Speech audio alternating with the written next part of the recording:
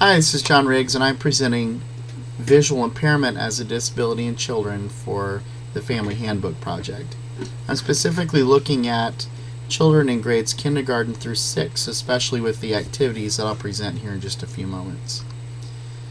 So let's take a look at what visual impairment is. First off, it's a broad term that would describe the loss of vision to any degree. This would include a partial vision loss all the way to a complete loss of vision. Now, most of us have heard the terms nearsightedness and farsightedness. That would describe a person's eyesight, but visual impairment goes a little bit beyond that. Some of the common causes of visual impairment would include amblyopia, which we've heard the term lazy eye. That would describe amblyopia where vision is reduced in one eye due to the lack of the use of that eye. One eye may simply focus better than the other. Amblyopia is sometimes caused by a strabismus, which is a misalignment or the crossing of eyes. Sometimes you've probably seen where a doctor has prescribed the use of an eye patch over a person's good eye, and that forces the eye with an impairment to work a little harder so that the brain doesn't ignore the visual input that's coming from that eye. Cataracts are also a common cause of visual impairment. Now, cataracts are a condition in which the lens of the eye is cloudy. Cataract symptoms would include double vision or blurry vision, difficulty seeing in poorly lit places, or maybe colors seem faded. Diabetic retinopathy is also a condition that would cause visual impairment. This is where small blood vessels in the retina become damaged. The condition generally appears over time, and persons with diabetes are generally encouraged to undergo regular eye exams and follow a doctor's prescribed regimen to keep blood sugar and blood pressure levels within the accepted norms. Glaucoma is also another common cause of visual impairment. This is an increased amount of pressure in the eye.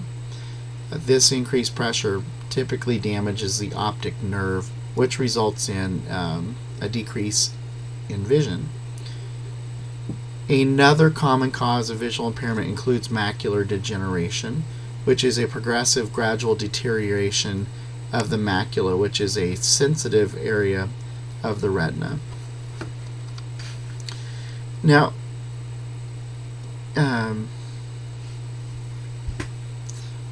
I do want to address the fact that visual impairment doesn't discriminate against gender or race, color, religious preference. It's fairly common, visual impairment is. Now, how would we recognize visual impairment in children? Well, generally you can look at several different types of characteristics to determine if a child may have a visual impairment.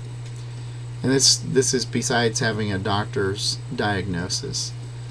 One type of characteristic that you might look at are behavioral. Behavioral characteristics generally manifest themselves in difficulties performing everyday tasks, such as maybe getting dressed, wearing mismatched clothing. Some children act out due to frustration in trying to perform everyday tasks. Maybe they're sitting too close to a television. Maybe they're telling you they can't see the board at school. Some children experience spatial unawareness, meaning depth perception would be an example of spatial unawareness, having difficulty figuring out how far they are from walls or other people or objects. Sometimes they experience challenges with reading and writing, and I'll address that later on with some intellectual characteristics. Another type of characteristic would be physical. Maybe pupils are unequal in size. Eyes may be crossed or turned outward, inward. Maybe the eyes flutter from side to side or up or down. Maybe one or more eyes don't seem to focus very well. Those would be some of the physical manifestations of a visual impairment. Next up are intellectual characteristics. Many children with a visual impairment may seem like they are experiencing a learning disability. This may not be the actual case. Sometimes you'll see children with a visual impairment are having problems not because of disability, but there is a result of the impairment, such as the challenges with reading or writing. If your vision is poor, you may have trouble reading what's on the board up front, or you might have difficulty reading the small print in a book. So there are different ways to cope with the impairment. You could try reading books that have larger print, or maybe there are different types of treatment or therapies depending on the type of visual impairment. I do want to note that children with visual impairment sometimes seem frustrated or angry because they're having difficulty with schoolwork. So it's important to keep in mind that there may not be an actual learning disability. It could be a visual impairment. Social emotional characteristics may include difficulty forming meaningful relationships, friendships, because a lot of what children learn involve nonverbal cues. So not being able to hear things, but facial expressions or body language is very important when we're relating to other people. And so children who have a visual impairment would have a difficult time reading those cues, and that may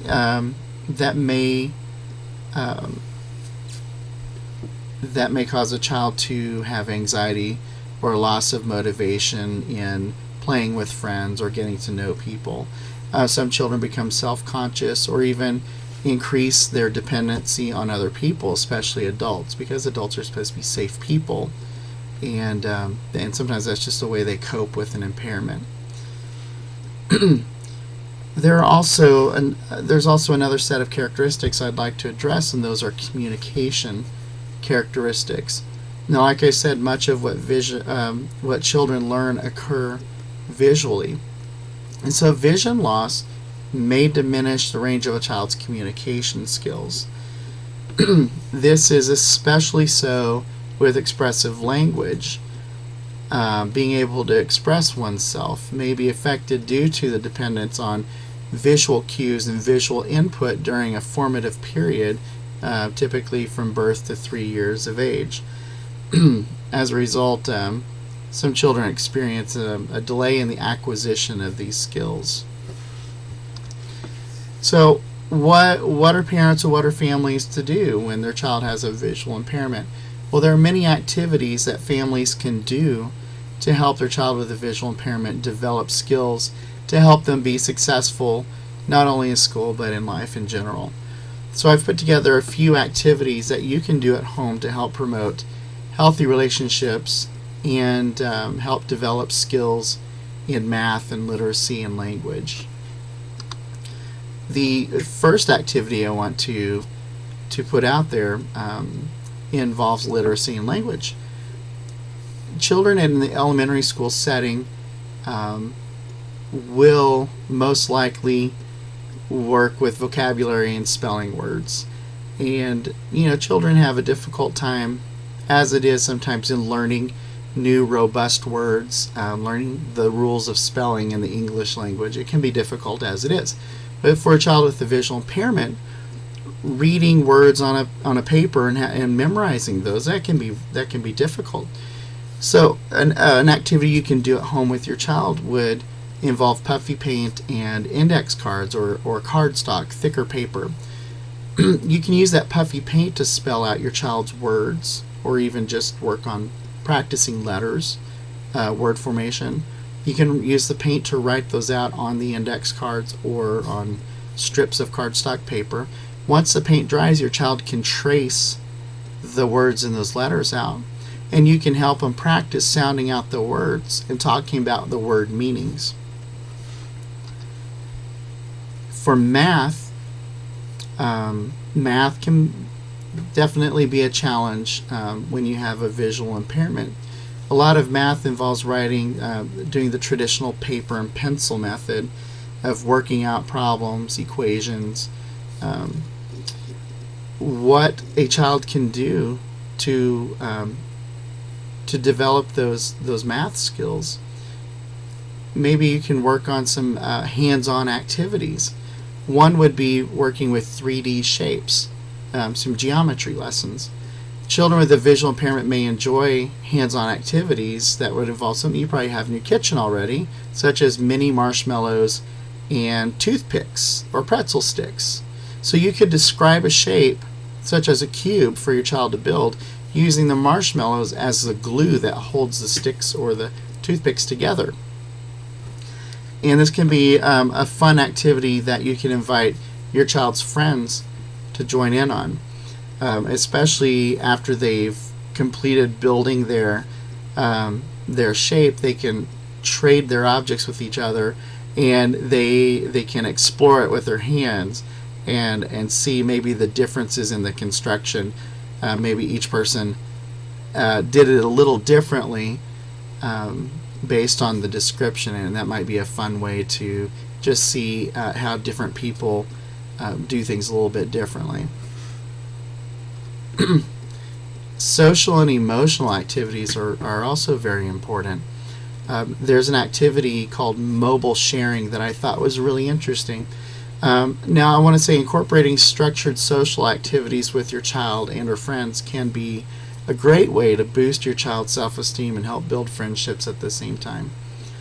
What you can do with this mobile sharing activity is have your child and her friends choose a photo, a video, or a song on their mobile device that best represents themselves. Each person would then share their media with the group, explaining why it best represents them. Now at the end, each person can offer positive comments to other group members by saying, I really liked Jenny's photo because Jenny's photo looks really cool, and I think that makes Jenny cool, or that was a really neat vacation picture from Disney World and I'd like to go there too. So things like that would help build other people up by offering positive words to one another. And I can imagine that you get lots of laughs and giggles at some of the photos and videos and things. Now, especially for children with a visual impairment, this can even work for adults too. Now, some of these mobile devices are kind of small, so you can use just a regular webcam and use that to project the photo or the video on a larger screen so everyone can see. For songs or well, for videos too, you can plug the device into a set of portable speakers so everyone else can hear and see what's going on and share in the fun. Another activity is sensory centered. Now, we learn best when our senses are engaged. Research has shown that many of our favorite memories are associated with a sense, such as you may associate certain smells with certain songs. Maybe you went camping and sat around a campfire, and so maybe the smell of fire, the smell of smoke, brings back this memory of a song that was sung around the campfire. So this activity is called Treasure Hunt in a Cup. So what you would do is you would need maybe like a plastic Solo cup, and you'd place several small objects in it, such as small toys, coins and marbles, things of the like, in the plastic cup. Then you'd fill the cup about half to 2/3 full with sand.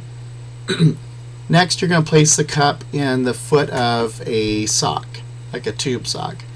So then you'll ask your child to reach into the sock and grasp an object from the cup. Now, before he pulls the object out, ask him to describe the object and tell you what he thinks it may be. This activity is really good for helping to build on adjectives, things that describe nouns.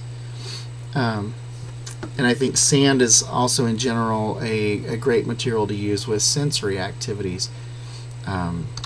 Another activity you might do with sand is your child can trace words and letters in sand. And that goes back with that literacy and language type of activities. Now, there are community resources in the Kansas City area that can offer additional help or additional guidance or products for those who are visually impaired. One of such places is called the Children's Center for the Visually Impaired, and they're in Kansas City, Missouri. Another such organization would be the Kansas State School for the Blind. They are a go-to resource for all things related to visual impairments. Now, I found a couple of other resources that were available that I thought were really neat. One is called Perkins Scout, and that's an online website of resources for people who have a visual impairment. Every item that is referenced in the search engine or the Scout has been vetted by Perkins experts, people who have checked out each resource and have verified that this is a great resource, and I would encourage you to check out that website. Also, there's a book called Children with Visual Impairments, a Guide for Parents.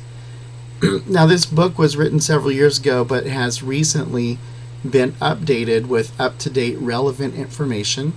It also contains advice on a wide range of topics for parents with children who have a visual impairment. Some of these topics include advice about day-to-day activities, issues regarding mobility, educational needs, assistive technology. There's a lot of good information in that book, and I encourage you to check that out.